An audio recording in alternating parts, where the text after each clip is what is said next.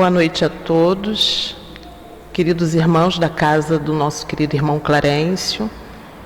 Para darmos início à nossa palestra, ao nosso estudo, eu vou ler o Evangelho segundo o Espiritismo, capítulo 7, item 11. O orgulho e a humildade. Que a paz do Senhor esteja convosco, meus queridos amigos.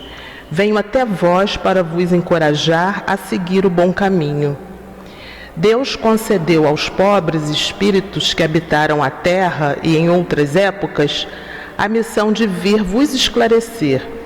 Bendito seja Ele pela graça que nos oferece, de podermos ajudar no vosso aperfeiçoamento. Que o Espírito Santo me ilumine e me ajude a tornar compreensíveis as minhas palavras, concedendo-me colocá-las ao alcance de todos. Todos vós, encarnados, que estáis em prova e procurais a luz, que a vontade de Deus me ajude a fazê-la brilhar aos vossos olhos. A humildade é uma virtude bastante esquecida entre vós, sendo muito pouco seguidos os grandes exemplos de humildade que tendes recebido. No entanto, podeis ser caridosos com o vosso próximo sem humildade? Não, visto que este sentimento nivela os homens, mostra que eles são irmãos, que devem se ajudar mutuamente e os conduz para o bem. Sem humildade, vos enfeitais de virtudes que não tendes, como se colocasseis uma roupa para esconder as deformidades do vosso corpo. Lembrai-vos daquele que nos salvou. Lembrai a sua humildade, que o fez tão grande e que o colocou acima de todos os profetas. Então agora, meus irmãos, vamos nos conectar pelo coração a essa casa bendita, abençoada, do nosso querido irmão Clarencio, pedindo a Jesus, pedindo aos nossos benfeitores espirituais que nos auxiliem nesse momento, para que possamos compreender todas essas lições que nos acalmam, que nos acalentam os corações. Então, assim, Senhor Jesus, vamos dar por iniciado nossos estudos da noite de hoje. Graças a Deus. Bem, meus irmãos, nós estamos à véspera, do dia de finados. Embora nós espíritas não nos tenhamos essa data como referência para nossas preces aos nossos desencarnados, porque para nós nós fazemos preces durante todo o tempo, para que toda vez que a gente sente uma saudade ou tem uma vontade, tem uma lembrança, então nós nos dirigimos essas preces a eles. Mas o que quer dizer finados, Finados significa o fim, algo que findou, que acabou, que morreu. E os cristãos, desde o século II, que vem fazendo essas homenagens, essas preces para os falecidos. Mas somente no século VIII, no século VIII, foi que a Igreja Católica formalizou que o dia 2 de novembro seria dedicado aos mortos, para fazer suas homenagens, as suas preces. E por que foi escolhido essa data, dia 2 de novembro? Porque para eles acharam melhor essa data por ser logo no dia seguinte ao dia de Todos os Santos, que é o dia do calendário católico. Já os celtas, eles, como sempre acreditaram que a vida após o desencarne continuava, que a vida não cessa, eles evocavam esses espíritos em suas casas no dia 1º de novembro. Então eles faziam essas evocações, faziam as homenagens, E cada país, cada cultura, de acordo com o seu entendimento, com a sua religião, também faz as suas homenagens, né, conforme a sua vontade, conforme o seu próprio entendimento mesmo, né, daquele povo. Bom, eu vou ler aqui a questão do livro dos Espíritos, a questão 936. A pergunta é assim: como é que as dores inconsoláveis dos que sobreviveram afetam os espíritos que as causam? O espírito é sensível à lembrança e às saudades daqueles que amou. Porém, uma dor incessante e destemperada o afeta penosamente, porque ele vê nessa dor excessiva uma falta de fé no futuro e de confiança em Deus, e por conseguinte, um obstáculo ao progresso e talvez ao reencontro. Essa questão ela é muito importante para nós, porque, como aqui está sendo dito, quando um ente querido desencarna, é lógico que nós vamos sentir aquela perda, nós vamos chorar, nós vamos lamentar, né? Porque nós queremos que aquela pessoa fique próximo a nós, materialmente falando, né? Fisicamente falando. Mas nós não devemos cometer excessos. Mas o que seriam esses excessos? Por exemplo, já passou um tempo, né? Porque nós temos o luto. Então passa aquele período do luto e continuar com uma lembrança dolorida. Em vez da gente ficar pensando naqueles momentos bons que foram vividos, ficar preso aos momentos de dor, de lamentação, aquela saudade que dói. O que acontece com isso? Lá, o espírito, no plano espiritual, vai sentir tudo isso que nós estamos passando para eles. Então, se eles querem também continuar, né, a caminhada, porque no plano espiritual,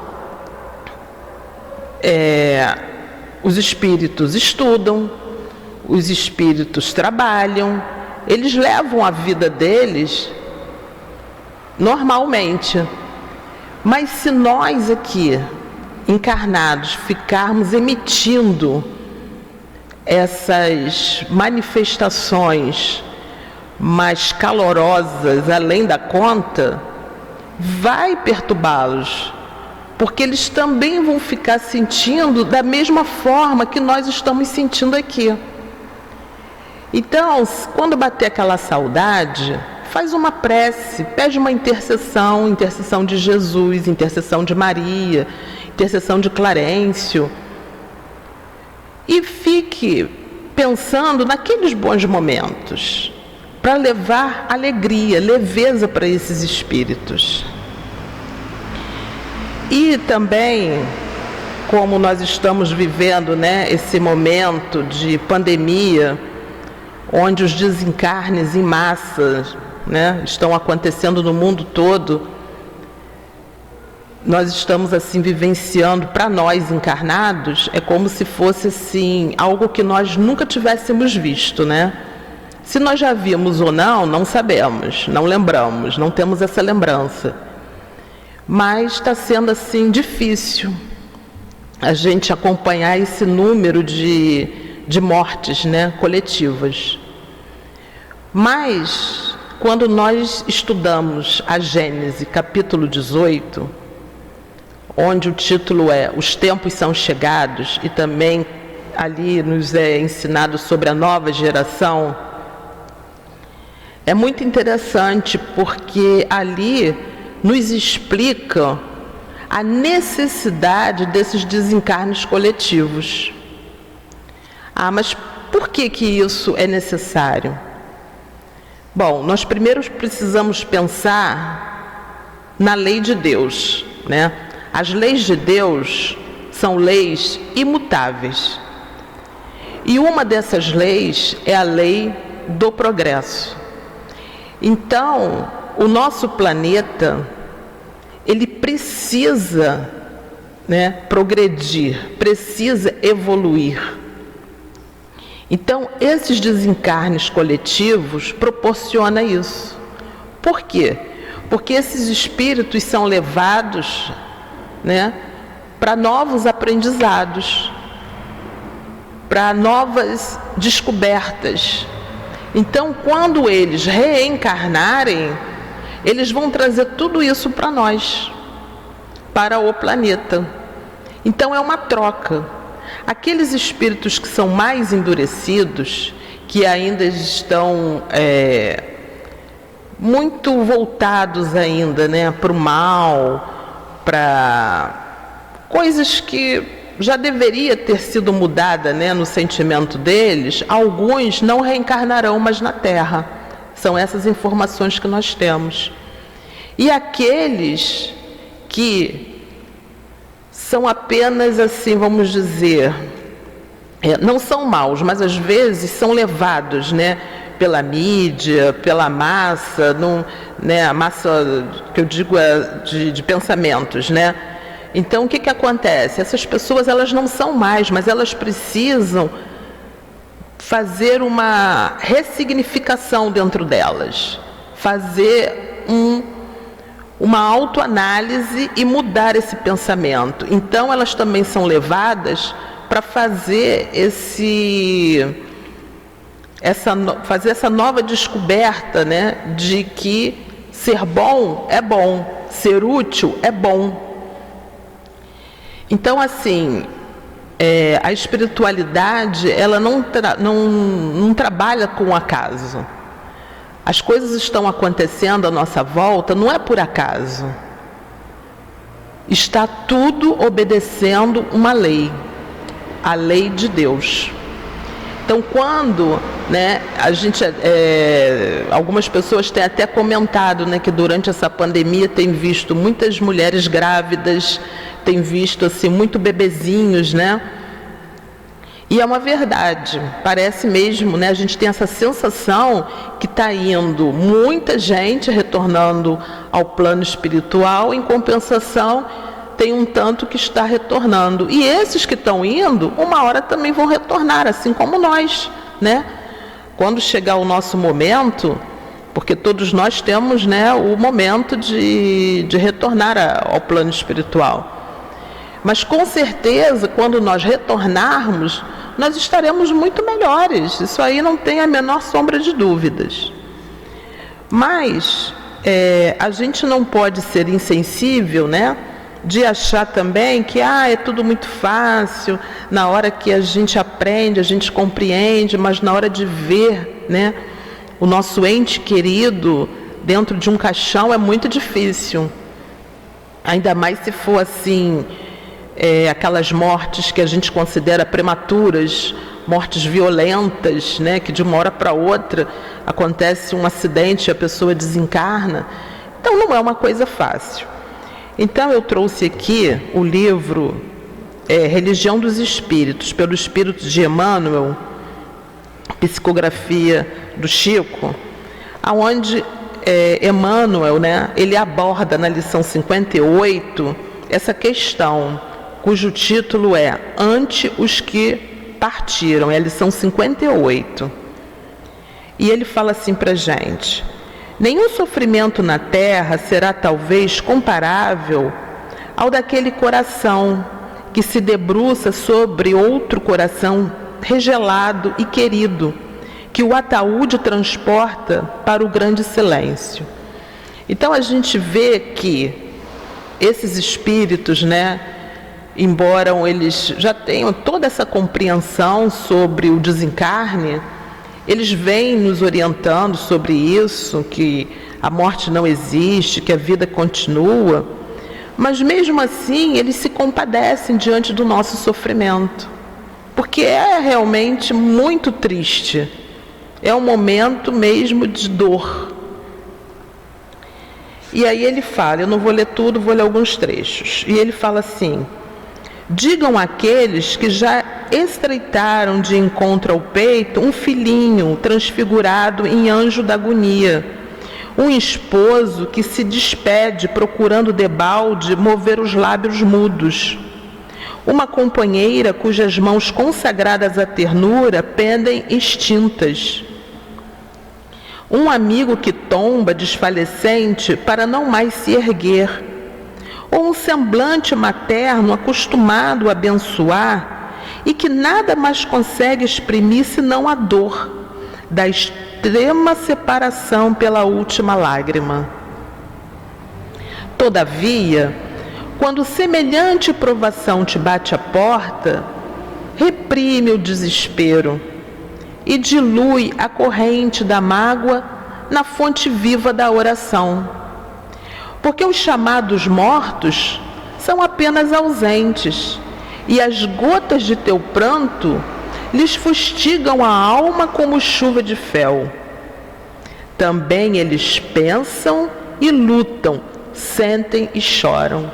Então quer dizer, Emmanuel aqui lembrando mais uma vez para que a gente não entre em desespero, e sim fazermos orações, lembrarmos deles com gratidão por termos tido a oportunidade desse convívio. Atravessam a faixa do sepulcro como quem se desvencilha da noite, mas na madrugada do novo dia inquietam-se pelos que ficaram. Ouvem-lhes os gritos, as súplicas na onda mental que rompe a barreira da grande sombra e tremem cada vez que os laços afetivos da retaguarda se rendem à inconformação ou se voltam para o suicídio. Então, nós temos que pensar na nossa responsabilidade para com estes entes desencarnados. Certa vez, uma amiga me contou que uma mãe, muito triste, abalada com a morte do filho, ela usava uma camiseta, né, com a estampa do rosto do filho. E ela recebeu uma mensagem desse filho pedindo que não usasse mais essa camiseta. Por quê? Porque cada vez que ela, usava, imagina a carga de emoção triste que ela sentia e que passava para ele. Então são coisas que às vezes a gente pensa que é uma homenagem, que é uma coisa boa, e não é.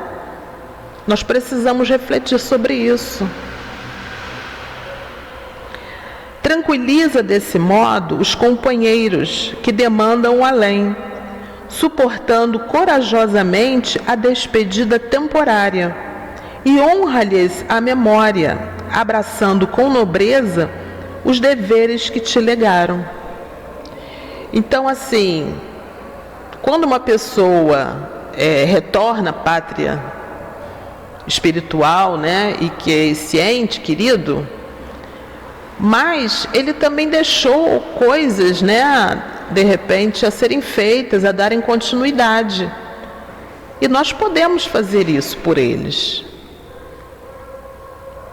Recorda que em futuro mais próximo que imaginas, respirarás entre eles, comungando-lhes as necessidades e os problemas, porquanto terminarás também a própria viagem no mar das provas redentoras. E vencendo para sempre o terror da morte, não nos será lícito esquecer que Jesus, o nosso divino mestre e herói do túmulo vazio, nasceu em noite escura, vivendo entre os infortúnios da terra, e expirou na cruz, em tarde pardacenta, sobre um monte empedrado, mas ressuscitou aos cânticos da manhã no fulgor de um jardim.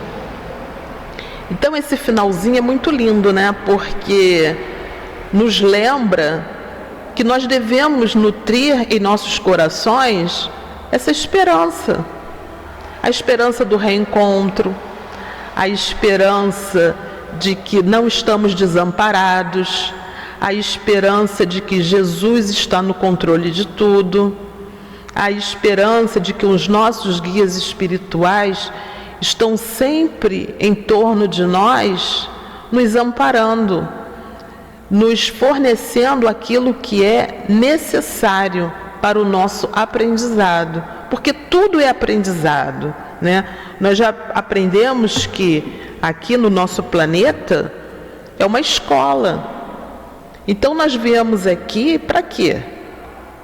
Para adquirir experiência, porque por mais que se aprenda no plano espiritual, é aqui encarnado que nós vamos aplicar todos os ensinamentos. Então, por isso que nós temos que ficar muito atentos aos nossos atos, para que a gente não perca tempo, não perca a nossa reencarnação. Porque quando a gente estuda, né, e vê o trabalho que o trabalho que dá para que nós reencarnemos, a gente tem que valorizar isso, porque é muito trabalho. E nós vamos, encontrar com os nossos amados, com os nossos ascendentes familiares, com os amigos que nós deixamos também lá no plano espiritual. E eu trouxe também para que a gente reflita o livro chamado Maria, Mãe de Jesus. São mensagens, psicográficas de Chico Xavier e de Dona Ivone Amaral Pereira. E essa mensagem que eu vou ler foi do espírito Humberto de Campos. O título é No Calvário. Junto da cruz, o vulto agoniado de Maria produzia dolorosa e indelével impressão. Com o pensamento ansioso e torturado, olhos fixos no madeiro das perfídias humanas, a ternura materna regredia ao passado em amarguradas recordações. Ali estava, na hora extrema, o filho bem-amado. Só nesse parágrafo, a gente já pode imaginar, ou talvez a gente nem consiga imaginar a dor de Maria ao ver o filho naquele suplício. Maria deixava-se ir na corrente infinda das lembranças. Eram as circunstâncias maravilhosas em que o nascimento de Jesus lhe fora anunciado. A amizade de Isabel, as profecias do velho Simeão, reconhecendo que a assistência de Deus se tornara incontestável nos menores detalhes de sua vida. Naquele instante supremo, revia a manjedoura na sua beleza agreste, sentindo que a natureza parecia desejar redizer aos seus ouvidos o cântico de glória daquela noite inolvidável. Através do véu espesso das lágrimas, repassou, uma por uma, as cenas da infância do filho estremecido, observando o alarme interior das mais doces reminiscências. Nas menores coisas, reconhecia a intervenção da providência celestial. Entretanto, naquela hora seu pensamento vagava também pelo vasto mar das mais aflitivas interrogações. Imagina um coração materno se perguntando por que estavam fazendo aquilo com seu filho. O que ele tinha feito de errado para merecer todo aquele martírio? Que fizera Jesus por merecer tão amargas penas? Não o vira crescer de sentimentos imaculados sob o calor de seu coração? Desde os mais tenros anos, quando conduzia a fonte tradicional de Nazaré, observava o carinho fraterno que dispensava a todas as criaturas. Frequentemente, ia buscá-lo nas ruas empedradas, onde a sua palavra carinhosa consolava os transeuntes desamparados e tristes. Viandantes misérrimos vinham à sua casa modesta louvar o filhinho idolatrado que sabia distribuir as bênçãos do céu.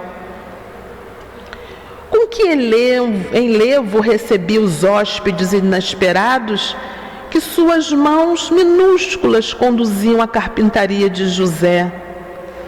Lembrava-se bem de que, um dia, a divina criança guiara à casa 2 malfeitores, publicamente reconhecidos como ladrões do vale de Misepe.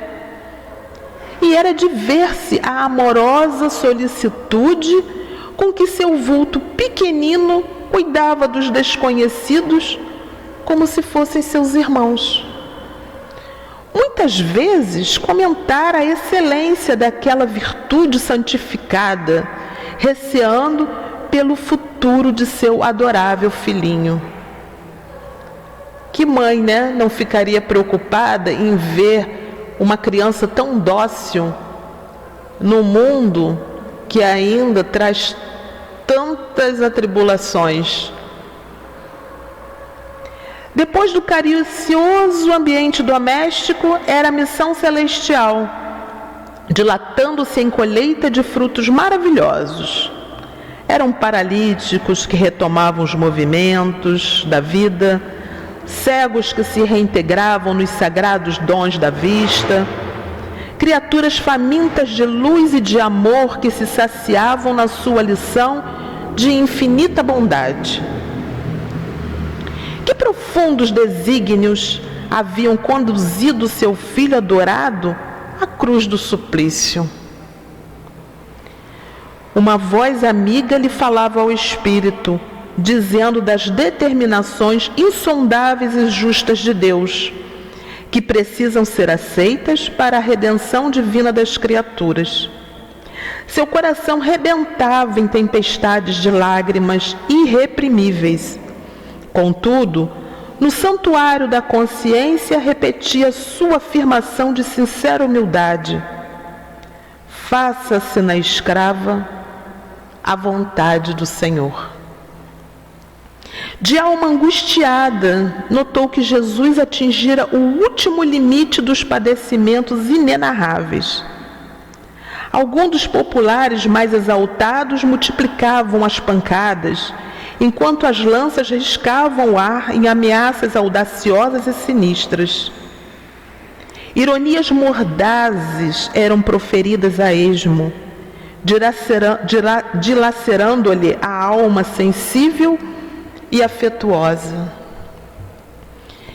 Em meio de algumas mulheres compadecidas que lhe acompanhavam o angustioso transe, Maria reparou que alguém lhe pousara as mãos de leve sobre os ombros.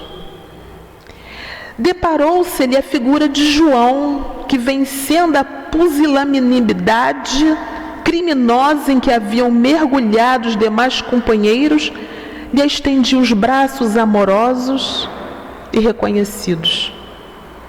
Silenciosamente o filho de Zebedeu abraçou-se àquele triturado coração maternal. Maria deixou-se enlaçar pelo discípulo querido, e ambos, ao pé do madeiro, em gesto súplice, buscaram ansiosamente a luz daqueles olhos misericordiosos no cúmulo dos tormentos.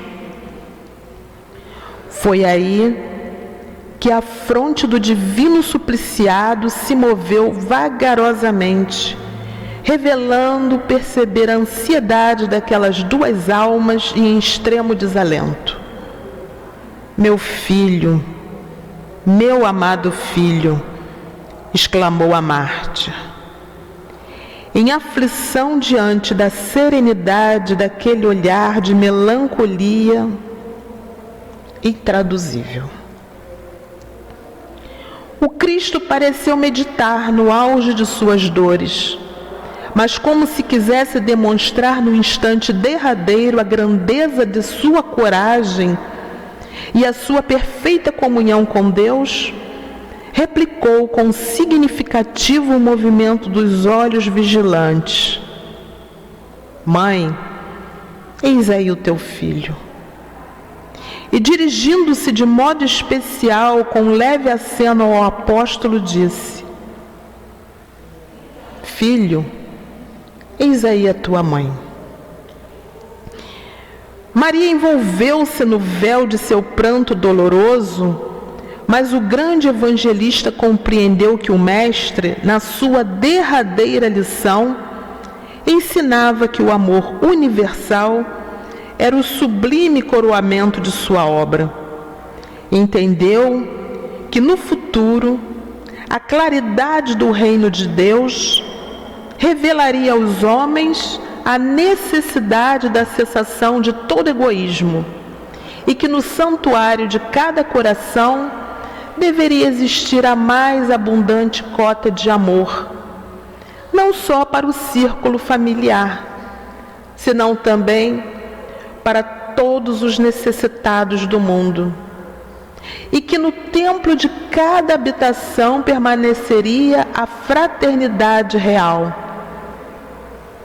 para que a assistência recíproca se praticasse na terra, sem serem precisos os edifícios exteriores consagrados a uma solidariedade claudicante. Desalentada, ferida, Maria ouvia a voz do filho, recomendando-a aos cuidados de João, o companheiro fiel. Registrou-lhe, humilhada, as palavras derradeiras, mas quando a sublime cabeça pendeu inerte, Maria recordou a visita do anjo antes do Natal divino. Em retrospecto maravilhoso, escutou-lhe a saudação celestial. Misteriosa força assenhoreava-se-lhe do Espírito. Sim, Jesus era seu filho. Todavia, antes de tudo, era o mensageiro de Deus.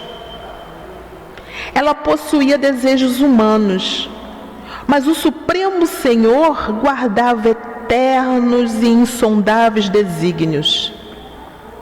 O carinho materno poderia sofrer, contudo, a vontade celeste regozijava-se.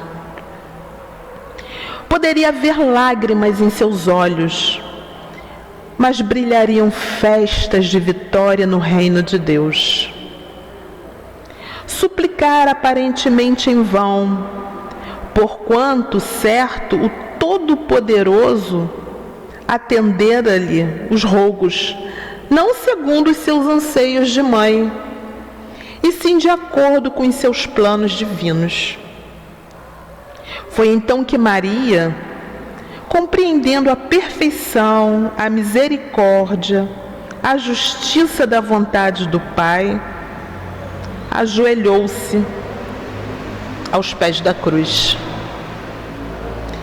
E contemplando o filho morto, repetiu as inesquecíveis afirmações: Senhor, eis aqui a tua serva. Cumpra-se em mim segundo a tua palavra. Por muito tempo conservaram-se ainda ali, em preces silenciosas, até que o Mestre, exânime, fosse arrancado à cruz, antes que a tempestade mergulhasse a paisagem castigada de Jerusalém num dilúvio de sombras. Humberto de Campos. Então, meus irmãos, após essa leitura, que nós pudemos constatar toda a dor que a nossa mãe Maria de Nazaré sofreu com seu filho, ela compreendeu que maior do que a sua dor eram os desígnios de Deus. Então, assim, vamos chegando ao final da nossa reflexão, do nosso estudo. E vamos fechar os nossos olhos, pedindo a Maria de Nazaré, a nossa Mãezinha Santíssima, que abençoe a todos aqueles que nesse momento passam pelas dores do luto e que ela possa também levar o nosso carinho a esses irmãos que estão desencarnando, que eles possam sentir o amor, a paz, que eles possam sentir essa benevolência que vem de Deus. Graças a Deus.